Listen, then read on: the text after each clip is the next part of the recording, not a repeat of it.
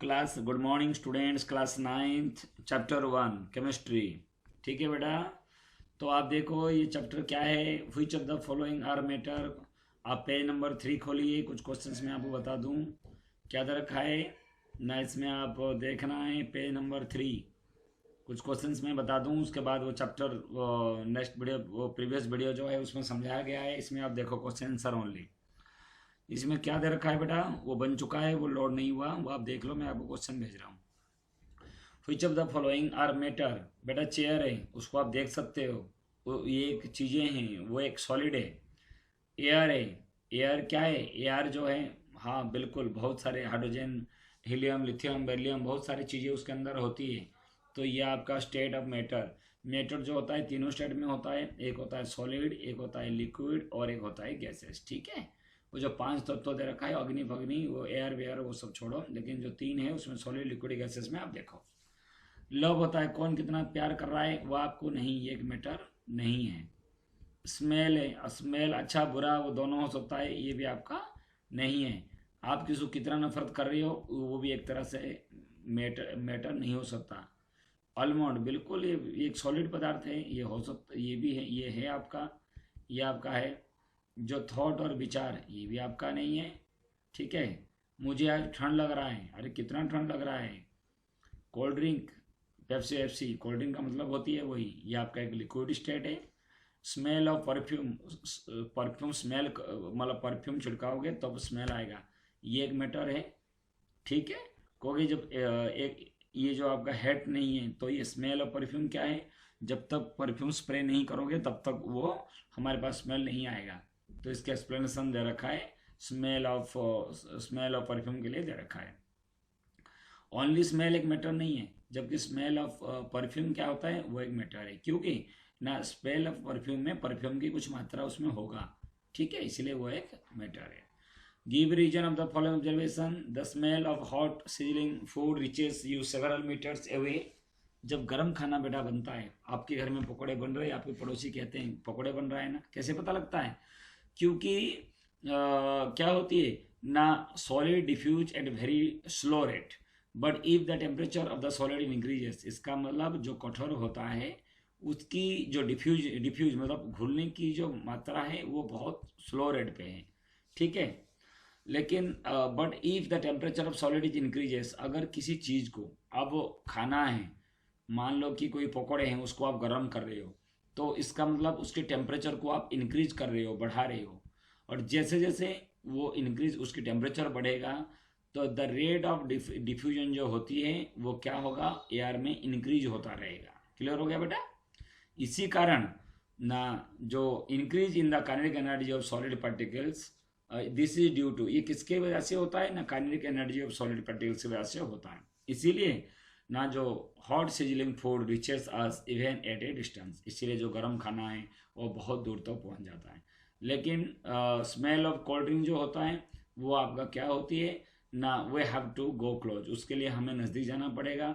क्यों ना, ठंडे खाने में वो जो जो उसका जो डिफ्यूजन लो रेट में होगा, इसका मतलब यहाँ पे खाना रखा हुआ है, अगर आप नीचे उसको गर्म करोगे तो इसका मतलब है ठंडे खाना है।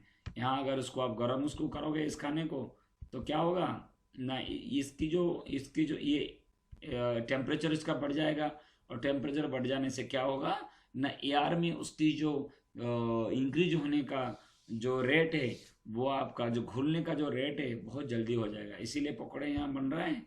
ठीक है, यहाँ पे पकौड़े बन रहे हैं किसके घर में, और यहाँ तक सेंटर है और यहाँ तक इसकी खुशबू आ रहा है। मैंने कहा बेटा जाओ पकौड़े लेके आओ, तुम्हारे घर में बन रहा है। ठीक है, लेकिन ठंडे भोजन में ऐसे नहीं होता है।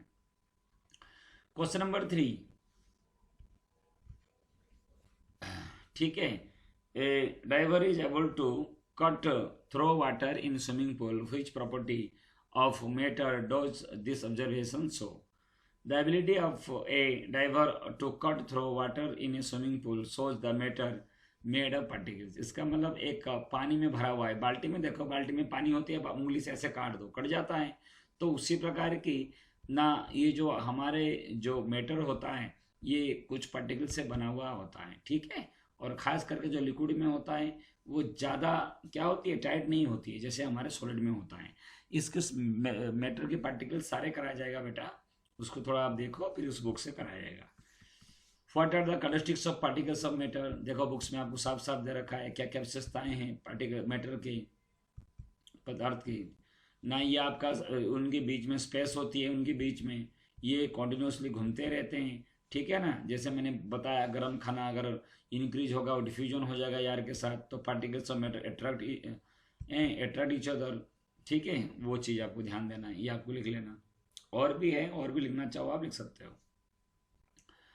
The mass per unit, page number 6 देखो, पेज नंबर 6, डेंसिटी का फॉर्मूला होता है मास बाय वॉल्यूम, ध्यान देना, mass by volume.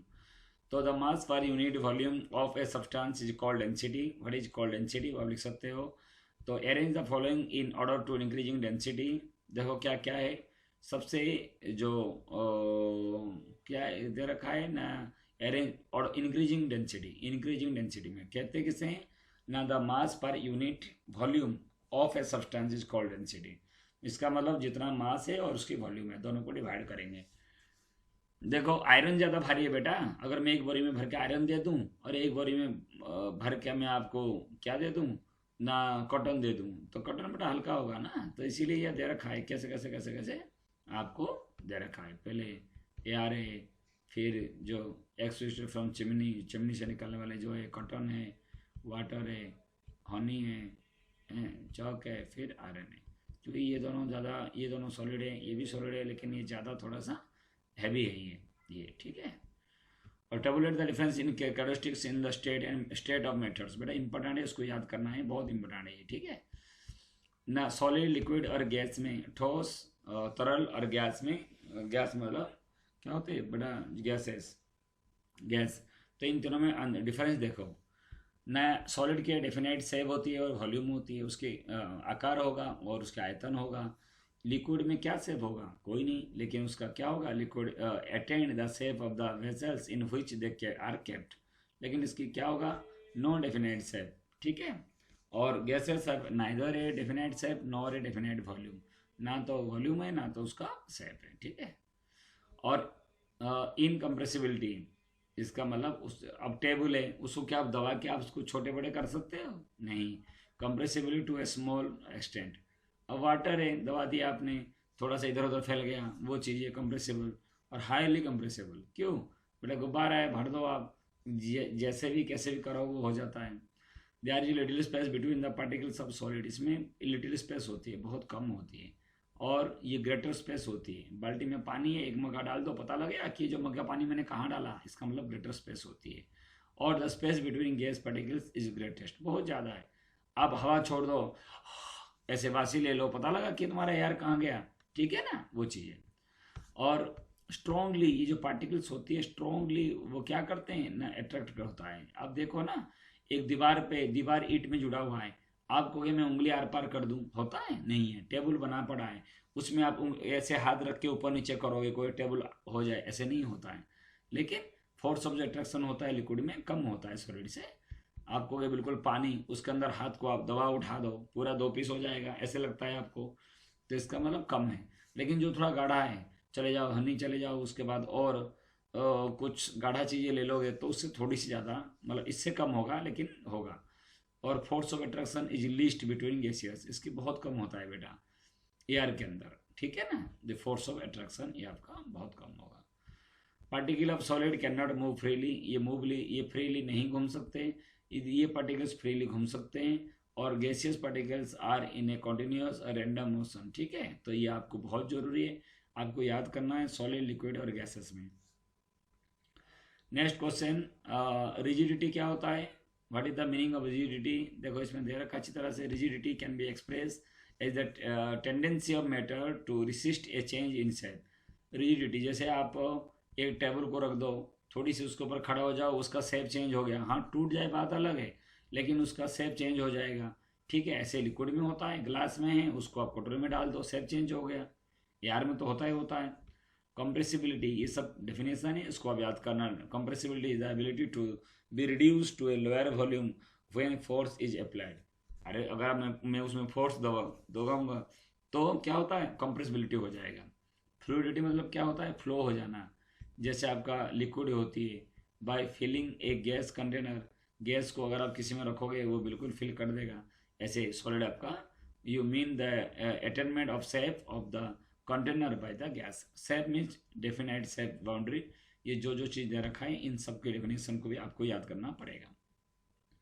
Question number 3, a gas fills completely the vessels in which it is kept. Causes है बेटा, रीजंस आपको देनी है, ज़्यादा नहीं, एक एक दो लाइन का देना है।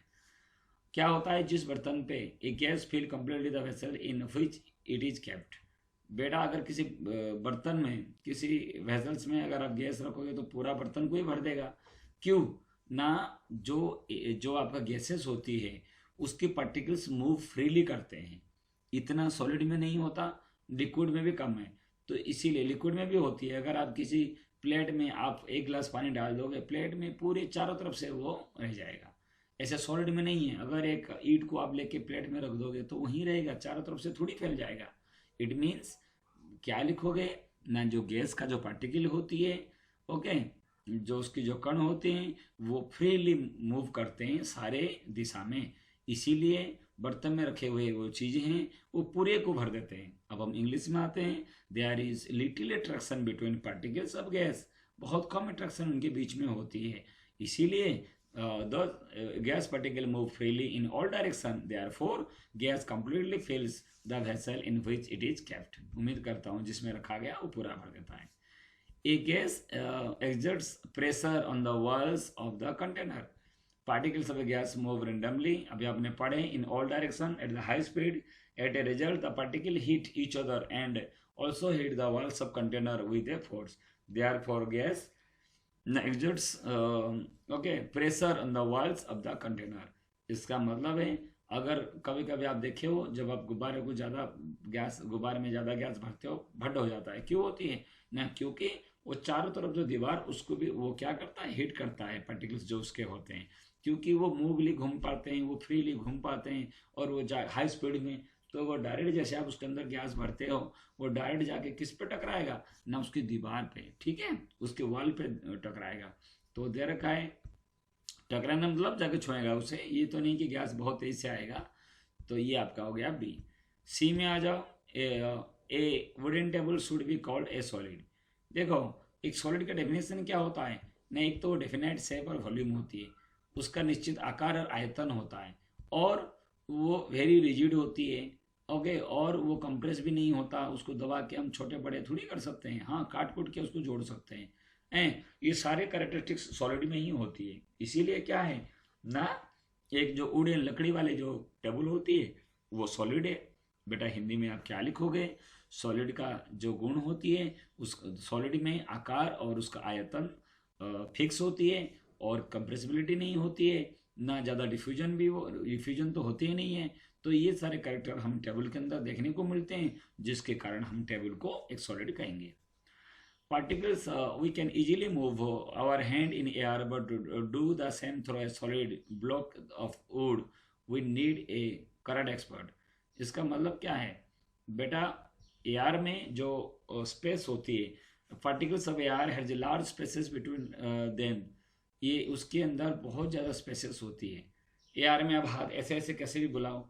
On the other hand would has a little space between, क्योंकि वुड जो होता है, वुड की जो टेबल है वो एक सॉलिड है, और सॉलिड के बीच में जो पार्टिकल्स होती हैं वो बहुत कम होते हैं, लिटिल स्पेस होती है। तो लिटिल स्पेस में आप कैसे, इसीलिए it is rigid and also it is rigid, ज़्यादा उसके अंदर ज़्यादा कम स्पेस होती है। इसी कारण जब हमें अपनी हाथ जो हमारे हैंड है वो एयर में तो हम कैसे भी घुमा सकते हैं, एयर में घुमाने के लिए कोई दिक्कत थोड़ी है, लेकिन जब आप आते हो सॉलिड में तो वो क्या करता है ना, हमें कोई कैरेट एक्सपर्ट की ज़रूरत होगा, क्योंकि उसके अंदर किस प्रकार उसको स्मॉल प्लेस में हमारे हाथ को ले लेना है वो हमें वो सिखाएगा। तो समझ में आ गया। ऐसे तो आप अपने आप ट्राई मत करना, कभी आप रेत की बोरी ले लिए उसके अंदर हाथ घुसा रहे हो तो वो बहुत थोड़ी सी मुश्किल होती है, ठीक है, वो आप जिनको प्रैक्टिस है वो कर सकते हैं बेटा। तो इसीलिए ये आपको समझ में आ गया। कॉजेस लिखोगे, सिंपल सी बात है ना, जो हमारे वायु होती है उसके अंदर बहुत स्पेसेस होती है, हम हाथ आसानी से आगे पीछे कर सकते हैं, मूव कर सकते हैं, लेकिन जो सॉलिड होती है, जो ठोस होता है, उसके अंदर जो स्पेस होती है बहुत कम होती है, ठीक है, जिसके कारण हम हाथ बहुत मुश्किल से उसको आर पार कर सकते हैं या मूव कर सकते हैं, जिसके कारण एयर में जो हाथ हम इजीली मूव कर सकते हैं और ठोस में हम नहीं कर सकते। जब नहीं करते हैं हम करंट एक्सपर्ट की जरूरत है। क्लियर हो गया बेटा? कुछ नहीं है, समझना है इसको।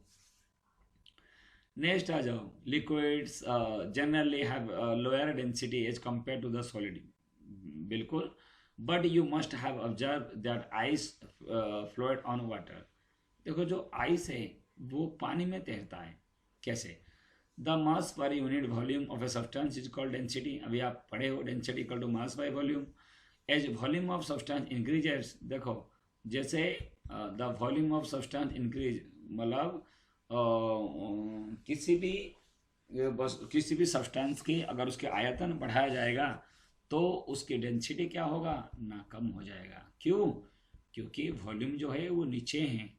अगर ये इंक्रीज होगा तो डेंसिटी कम हो जाएगा और हमारा वॉल्यूम कम हो जाएगा, डेंसिटी बड़ा हो जाएगा। कैसे? क्योंकि मास बाय वॉल्यूम डिवाइड कर रहे हो ना बेटा। अगर डिवाइड में बड़ा नंबर लोगे आंसर तुम्हारा छोटा आएगा, अगर वॉल्यूम आप कम लोगे डेंसिटी आपका ज़्यादा होगा। तो ice is a solid, it has a large number of empty spaces between its particles. These spaces are larger as compare to the space present between the particles of water. ठीक है ना, वो spaces ज़्यादा है, इसीलिए the volume of ice is greater than that of water. मतलब ice का जो वॉल्यूम है वो वाटर की वॉल्यूम से ज़्यादा है, इसीलिए density of ice less than that of water. तो डेंसिटी कम होगा, क्योंकि जैसे ही वॉल्यूम ज़्यादा हो जाएगा बेटा आइस के, ऐसे डेंसिटी कम होने लग जाएगा। A substance which lower density than water can be float. अगर कोई सब्सटेंस क्या होगा, उसकी जो डेंसिटी है, उसकी जो घनत्व है, अगर पानी से कम होगा वो तैरेगा। पानी में मैं एक पत्थर फेंक दूंगा, पानी में एक मैं लकड़ी फेंक दूंगा, तो लकड़ी का जो वॉल्यूम वो क्या है, तो ये आपको क्या होगा ना, वो तैरेगा। लेकिन लोहा जो क्या होगा ना, वो आपका डूब जाएगा। तो इसीलिए आइस क्या करेगा ना, पानी से तैरेगा। क्या आपको समझ में आ गया बेटा ना? इसमें ये लिखोगे जिसका आयतन क्या होगा बढ़ेगा, उसकी डेंसिटी कम होगा। ऐसे में जब हमारा आइस है वो उसका जो आयतन है, उसकी जो वॉल्यूम है वो पानी से ज़्यादा हो जाता है, जिसके कारण उसकी डेंसिटी पानी से क्या हो जाता है, कम हो जाता है। Substance with lower density than water. अगर उसकी डेंसिटी पानी में कम हो जाएगा तो पानी में तैरेगा बेटा। तो अगर कोई डेंसिटी पानी से ज़्यादा डेंसिटी हो जाएगा तो उससे डूब जाएगा। क्लियर हुआ? बिल्कुल। हम आगे की तरफ आते हैं बेटा। हाँ, पेज नंबर 9 में आ जाओ। पेज नंबर 9 देखो बेटा, जब convert the following temperature to Celsius scale. बेटा जब केल्विन को सेल्सियस करते हैं 273 सबस्ट्रैक्ट करोगे, कितना डिग्री है 273 डिग्री। ठीक है, ये डिग्री, ये 273 को माइनस करोगे जब आप, और जब आपको सेल्सियस में जब केल्विन करोगे तो 270 आपको प्लस करना है। लेकिन ये तो दे रखा है आपको सेल्सियस करना है, तो 273 आप माइनस करनी है। ठीक है बेटा, दोनों में आप माइनस कर देना।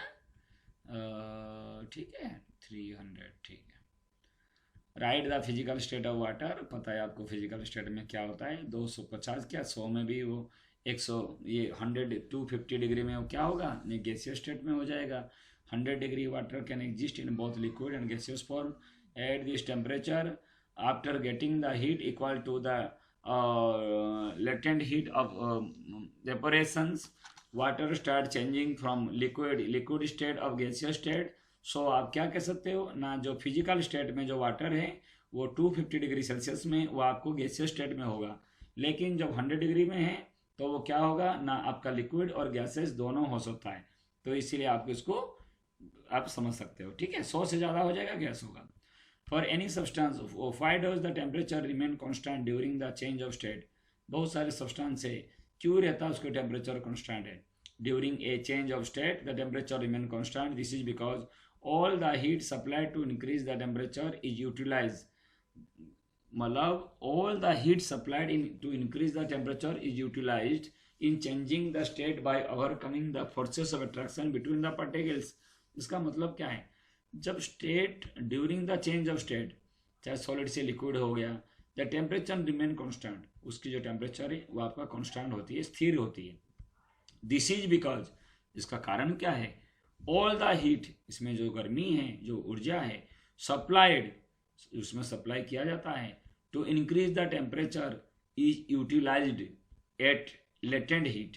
इसका मतलब क्या है ना, जितना उसमें यूज होती है, ठीक है, वो जब चेंज करते हैं हम फोर्स को, वो उसमें वो यूज हो जाती है, जिसके कारण क्या होती है, वो हीट जो है वो कंट्रीब्यूट नहीं कर पाता सब्सटेंस के टेम्परेचर को बढ़ाने के लिए। यही कारण होता है जब हम चेंज ऑफ स्टेट करते हैं, उसकी टेम्परेचर कांस्टेंट होती है, ज़्यादा नहीं बढ़ता है, ठीक है। Suggest a method to liquefy the atmospheric gases, ये बेटा दे रखा है, आप उसको देख लो। हाँ, अब आप जब 10, ये इंपॉर्टेंट है, इसमें एक आधे क्वेश्चन बेटा आपका आ जाता है, तो ध्यान दो। Why does a digit cooler cool better on a hot dry day?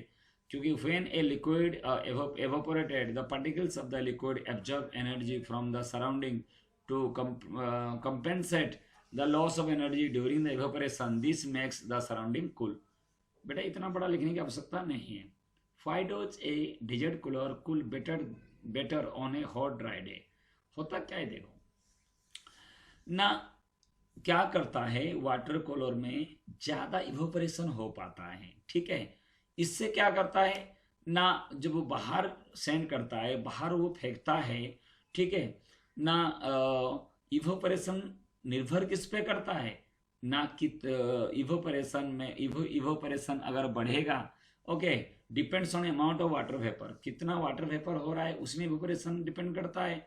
लेकिन जैसे कूलर आपको बार बार क्या कर रहा है ना, amount of water vapour present in air is less than evaporation is more. एक बात आपको ध्यान देना है, if the amount of water vapour present in air is less, cooler क्या करेगा, उसके अंदर जो गर्मी हवा होगा उसको क्या करेगा ना, मेन तो एक चीजें मैं आपको बता दूं, आप समझने की कोशिश करो। क्या दे रखा है, amount of water vapour present in air is less. इसका मतलब गर्मी दिन में क्या होती है ना, जो अमाउंट ऑफ वाटर वेपर होती है वो एयर में कम होती है, जिसके कारण water present inside the desert cooler evaporated more, और वो ज़्यादा इवोपोरेट करेगा, जिसके कारण क्या होगा, कूलिंग द सराउंडिंग मोर, उसके चारों तरफ से क्या होगा, आपको ठंडा महसूस होगा, जिसके कारण द डेजर्ट कूलर जो है वो क्या करता है ना, मतलब ठंडा होता है हमें गर्मी दिन में। या यहाँ आप लिख सकते हो ये जो चीज़ें हैं, when a liquid evaporated, the particles of the liquid absorb energy from the surrounding to compensate the loss of energy during evaporation. This makes the surrounding cool. That's why the digit cooler cools better on a hot dry day. ऐसे second question ये आपको दे रखा है, वो आप देखो। ऐसे जब आप मटके में रखते हो वो ठंडा क्यों महसूस होता है, ये बड़ा थ्योरी है, इसको आप देख सकते हो। क्वेश्चन में आपको बता दूं, question number 4, question number 5, why does a cloth should be wear in summer, किस टाइप का क्लॉथ पहननी चाहिए और क्यों, ये आपको दे दिया। अब एक्सरसाइज हम करेंगे, इसमें अभी एक्सरसाइज की तरफ हम चलते हैं, ठीक है बेटा। हाँ देखो बेटा, अभी इसकी एक्सरसाइज क्वेश्चन करते हैं, इसके बाद आपको एक्स्ट्रा क्वेश्चन में मैं आपको दे दूंगा आप लोग को।